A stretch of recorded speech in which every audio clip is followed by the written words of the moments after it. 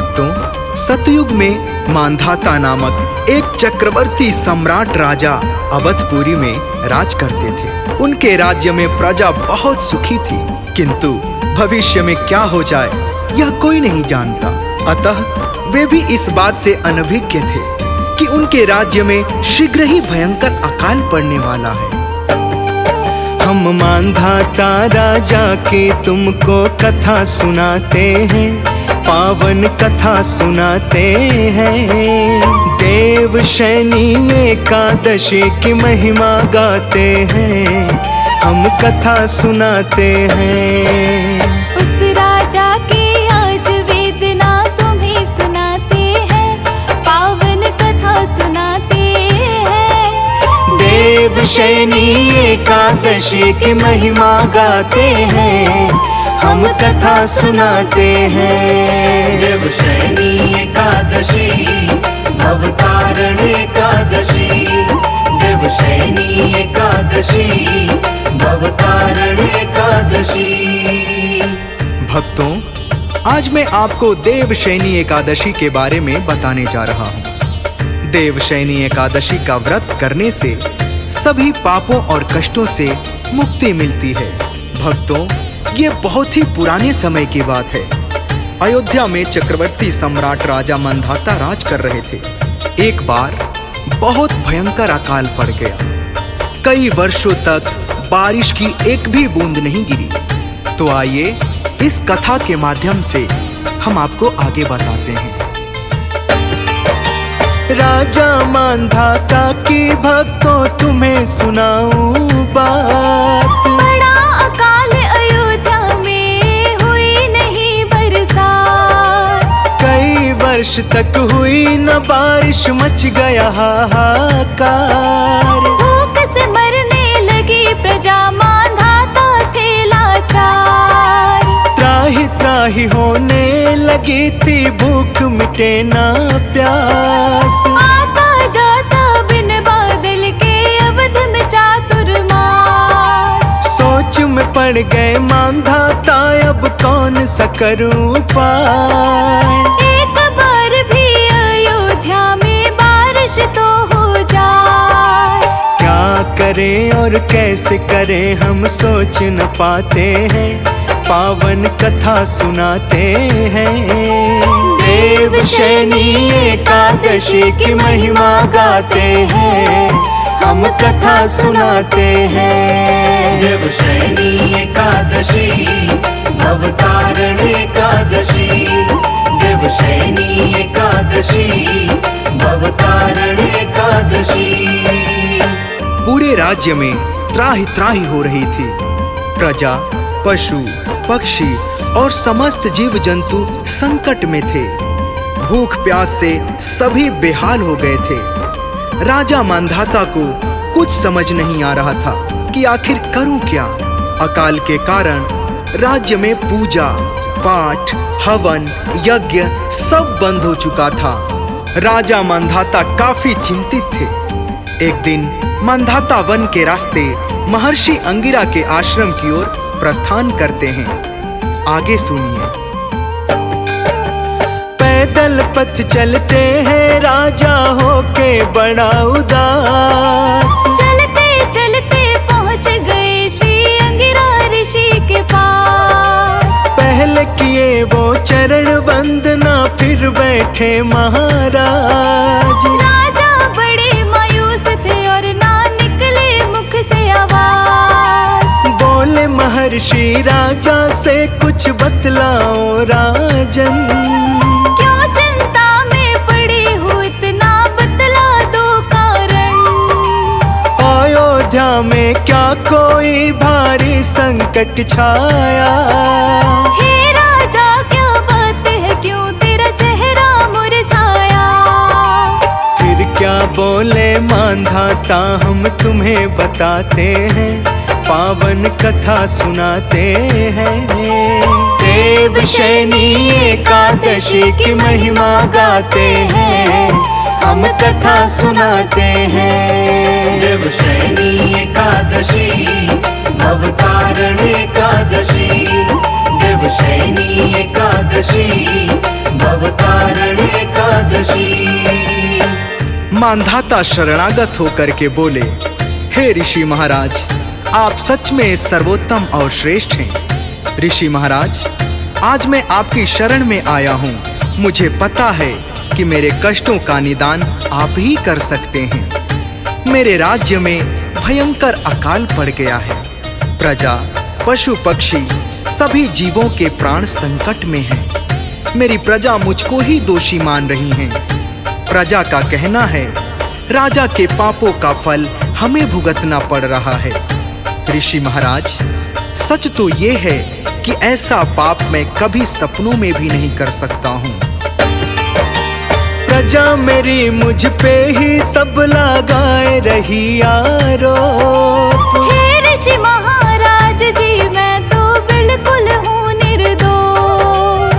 कभी कोई ना पाप किया और नहीं किया अपराध। सुख संताप में सारी प्रजा का दिया हमेशा साथ। दिव्य दृष्टि से देख के ऋषि महाराज बताओ आप। अनजाने में या फिर भूल से हुआ कि मुझसे पाप। पड़ा अकाल अवध में, कैसे क्या होगा कारण। संकट में है जीवन सबका, बोलो किस कारण। कृपा करो हे ऋषि राज, हम शीश झुकाते हैं, पावन कथा सुनाते हैं। देवशयनी एकादशी की महिमा गाते हैं, हम कथा सुनाते हैं। देवशयनी एकादशी भवतारण एकादशी। देवशयनी एकादशी भवतारण एकादशी। मानधाता की श्रद्धा भाव से विनती सुनने के बाद ऋषि जी कहते हैं, हे राजन, ये चारों कालों में प्रथम काल सतयुग चल रहा है। इस युग में हवन, यज्ञ करना, वेद पढ़ना और जप तप करना सिर्फ और सिर्फ ब्राह्मणों के लिए ही मान्य है। यदि ब्राह्मण के अलावा कोई और करेगा तो उसका परिणाम गलत होगा। राजन, आपके राज्य में एक शूद्र कठिन तपस्या कर रहा है। यदि आप उसका वध कर दे तो आपके राज्य में संकट दूर हो जाएगा और फिर बारिश ही बारिश होगी। कांप गए राजा सुन कर के अंगिरा ऋषि की बात। ऐसा नहीं करूं मैं तो क्या नहीं होगी बरसात। ऋषि के आगे नतमस्तक हो राजन यूं बोले, हे मुनिवर, मैं वध न करूंगा चाहे कुछ हो ले। मारूं कैसे उसको जाके है वो शूद्र निर्दोष। बिना अपराध मैं किसी को मार के लूंगा कभी न दोष। और कोई उपाय मुझे बतलाइए है ज्ञानी, जिससे अयोध्या में फिर से बरस जाए पानी। किसी का वध करने से मुनिवर हम घबराते हैं, पावन कथा सुनाते हैं।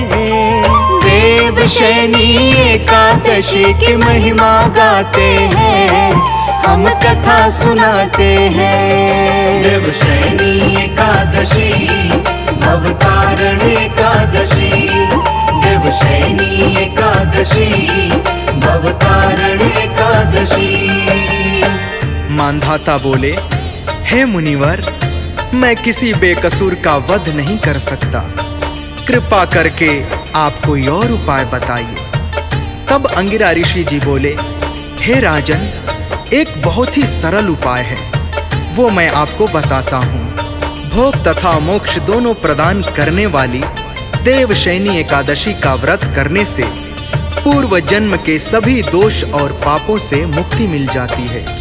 यदि आप सच में श्रद्धा पूर्वक देवशयनी एकादशी का व्रत कर लिए तो आपके राज्य में पूर्ण चातुर्मास तक बरसात होती रहेगी।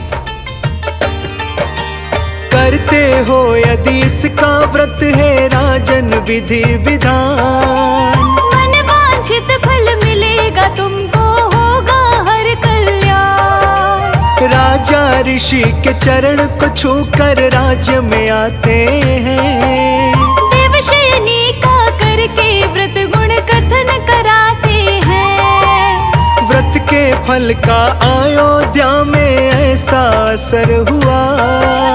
राजा के व्रत करने से ही ये सब सफल हुआ। छा गई बादल, थोड़ी ही देर में होने लगी बरसात। सूर्य देव तो निकल न पाए कई दिन और रात।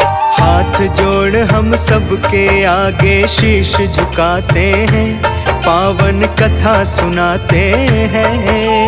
देवशयनी एकादशी की महिमा गाते हैं, हम कथा सुनाते हैं। देवशयनी एकादशी भवतारण एकादशी। देवशयनी एकादशी भवतारण एकादशी। हम मांधाता राजा की तुमको कथा सुनाते हैं, पावन कथा सुनाते हैं। देवशयनी एकादशी की महिमा गाते हैं, हम कथा सुनाते हैं।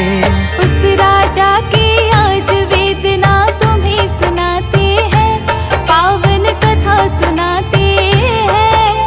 देवशयनी एकादशी की महिमा गाते हैं, हम कथा सुनाते हैं। देवशयनी एकादशी भवतारण एकादशी। देवशयनी एकादशी भवतारण एकादशी। भक्तों, आज मैं आपको देवशयनी एकादशी के बारे में बताने जा रहा हूँ। देवशयनी एकादशी का व्रत करने से सभी पापों और कष्टों से मुक्ति मिलती है। भक्तों, ये बहुत ही पुराने समय की बात है। अयोध्या में चक्रवर्ती सम्राट राजा मांधाता राज कर रहे थे। एक बार बहुत भयंकर अकाल पड़ गया। कई वर्षों तक बारिश की एक भी बूंद नहीं गिरी। तो आइए इस कथा के माध्यम से हम आपको आगे बताते हैं। राजा मांधाता की भक्तों तुम्हें सुनाऊं बात। बड़ा अकाल अयोध्या में हुई नहीं बरसात। कई वर्ष तक हुई न बारिश, मच गया हाहाकार। भूख से मरने लगी प्रजा, मांधाता थे लाचार। त्राहि त्राहि होने लगी थी, भूख मिटे ना प्यास। आता जाता बिन बादल के अवध में चातुर्मास। सोच में पड़ गए मांधाता, अब कौन सा करूं पाए। एक बार भी अयोध्या में बारिश तो हो जाए। क्या करें और कैसे करें हम सोच न पाते हैं, पावन कथा सुनाते हैं। देवशयनी एकादशी की महिमा गाते हैं, हम कथा सुनाते हैं। देवशयनी एकादशी भवतारण एकादशी। देवशयनी एकादशी भवतारण एकादशी। पूरे राज्य में त्राहि त्राहि हो रही थी। प्रजा, पशु, पक्षी और समस्त जीव जंतु संकट में थे। भूख प्यास से सभी बेहाल हो गए थे। राजा मांधाता को कुछ समझ नहीं आ रहा था कि आखिर करूं क्या। अकाल के कारण राज्य में पूजा पाठ, हवन, यज्ञ सब बंद हो चुका था।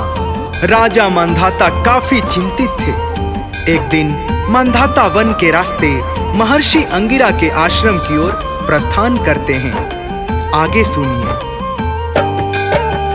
पैदल पथ चलते हैं, राजा होके बड़ा उदास। चलते चलते पहुँच गए श्री अंगिरा ऋषि के पास।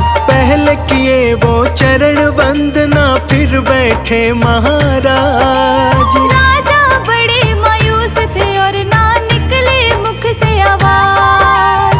बोले महर्षि राजा से कुछ बतलाओ राजन। क्यों चिंता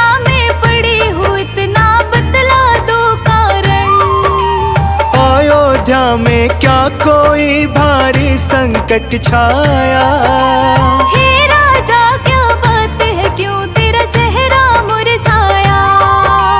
फिर क्या बोले मांधाता, हम तुम्हें बताते हैं, पावन कथा सुनाते हैं। देवशयनी एकादशी की महिमा गाते हैं, हम कथा सुनाते हैं। देवशयनी एकादशी भवतारिणी एकादशी, देवशयनी एकादशी भवतारिणी एकादशी। मांधाता शरणागत होकर के बोले, हे ऋषि महाराज, आप सच में सर्वोत्तम और श्रेष्ठ हैं। ऋषि महाराज, आज मैं आपकी शरण में आया हूँ। मुझे पता है कि मेरे कष्टों का निदान आप ही कर सकते हैं। मेरे राज्य में भयंकर अकाल पड़ गया है। प्रजा, पशु पक्षी सभी जीवों के प्राण संकट में हैं। मेरी प्रजा मुझको ही दोषी मान रही हैं। प्रजा का कहना है, राजा के पापों का फल हमें भुगतना पड़ रहा है। ऋषि महाराज, सच तो ये है कि ऐसा पाप मैं कभी सपनों में भी नहीं कर सकता हूँ। प्रजा मेरी मुझ पे ही सब लगाए रही आरोप। हे ऋषि महाराज जी, मैं तो बिल्कुल हूँ निर्दोष। कभी कोई ना पाप किया और नहीं किया अपराध। सुख संताप में सारी प्रजा का दिया हमेशा साथ। दिव्य दृष्टि से देख के ऋषि महाराज बताओ आप। अनजाने में या फिर भूल से हुआ कि मुझसे पाप। पड़ा अकाल अवध में, कैसे क्या होगा कारण। संकट में है जीवन सबका, बोलो किस कारण। कृपा करो हे ऋषि राज, हम शीश झुकाते हैं, पावन कथा सुनाते हैं। देवशयनी एकादशी की महिमा गाते हैं, हम कथा सुनाते हैं। देवशयनी एकादशी भवतारिणी एकादशी, देवशयनी एकादशी भवतारिणी एकादशी। मांधाता की श्रद्धा भाव से विनती सुनने के बाद ऋषि जी कहते हैं, हे राजन, ये चारों कालों में प्रथम काल सतयुग चल रहा है। इस युग में हवन, यज्ञ करना, वेद पढ़ना और जप तप करना सिर्फ और सिर्फ ब्राह्मणों के लिए ही मान्य है। यदि ब्राह्मण के अलावा कोई और करेगा तो उसका परिणाम गलत होगा। राजन, आपके राज्य में एक शूद्र कठिन तपस्या कर रहा है। यदि आप उसका वध कर दे तो आपके राज्य में संकट दूर हो जाएगा और फिर बारिश ही बारिश होगी। कांप गए राजा सुन कर के अंगिरा ऋषि की बात। ऐसा नहीं करूं मैं तो क्या नहीं होगी बरसात। ऋषि के आगे नतमस्तक हो राजन यूं बोले, हे मुनिवर, मैं वध न करूंगा चाहे कुछ हो ले। मारूं कैसे उसको जाके है वो शूद्र निर्दोष। बिना अपराध मैं किसी को मार के लूंगा कभी न दोष। और कोई उपाय मुझे बतलाइए है ज्ञानी, जिससे अयोध्या में फिर से बरस जाए पानी। किसी का वध करने से मुनिवर हम घबराते हैं, पावन कथा सुनाते हैं। देवशयनी एकादशी की महिमा गाते हैं, हम कथा सुनाते हैं। देवशयनी एकादशी भवतारिणी एकादशी, देवशयनी एकादशी भवतारिणी एकादशी। मांधाता बोले, हे मुनिवर, मैं किसी बेकसूर का वध नहीं कर सकता। कृपा करके आप कोई और उपाय बताइए। तब अंगिरा ऋषि जी बोले, हे राजन, एक बहुत ही सरल उपाय है, वो मैं आपको बताता हूँ। भोग तथा मोक्ष दोनों प्रदान करने वाली देवशयनी एकादशी का व्रत करने से पूर्व जन्म के सभी दोष और पापों से मुक्ति मिल जाती है। यदि आप सच में श्रद्धा पूर्वक देवशयनी एकादशी का व्रत कर लिए तो आपके राज्य में पूर्ण चातुर्मास तक बरसात होती रहेगी। करते हो यदि इसका व्रत है राजन विधि विधान, मन वांछित फल मिलेगा तुमको, होगा हर कल्याण। राजा ऋषि के चरण को छूकर राज्य में आते हैं, देवशयनी का करके व्रत गुण कथन कराते हैं। व्रत के फल का अयोध्या में ऐसा असर हुआ, राजा के व्रत करने से ही ये सब सफल हुआ। छा गई बादल, थोड़ी ही देर में होने लगी बरसात। सूर्य देव तो निकल न पाए कई दिन और रात। हाथ जोड़ हम सबके आगे शीश झुकाते हैं, पावन कथा सुनाते हैं। देवशयनी एकादशी की महिमा गाते हैं, हम कथा सुनाते हैं। देवशयनी एकादशी भवतारण एकादशी, देवशयनी एकादशी भवतारण एकादशी।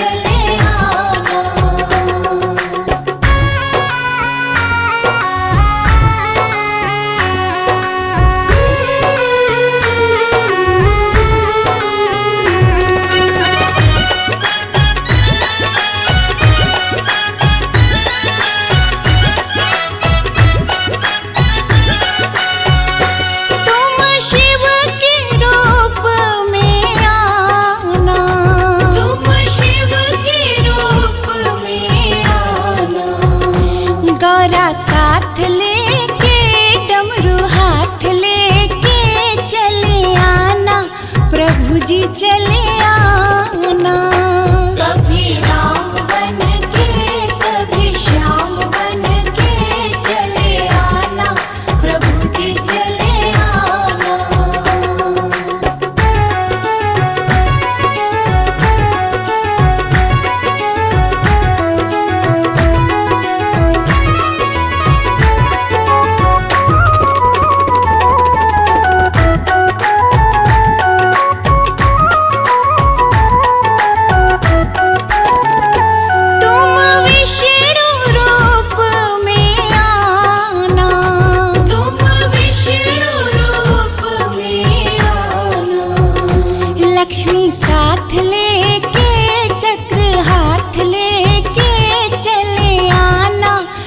प्रभु जी चले आना। कभी राम बन के कभी श्याम बन के चले आना, प्रभु जी चले आना।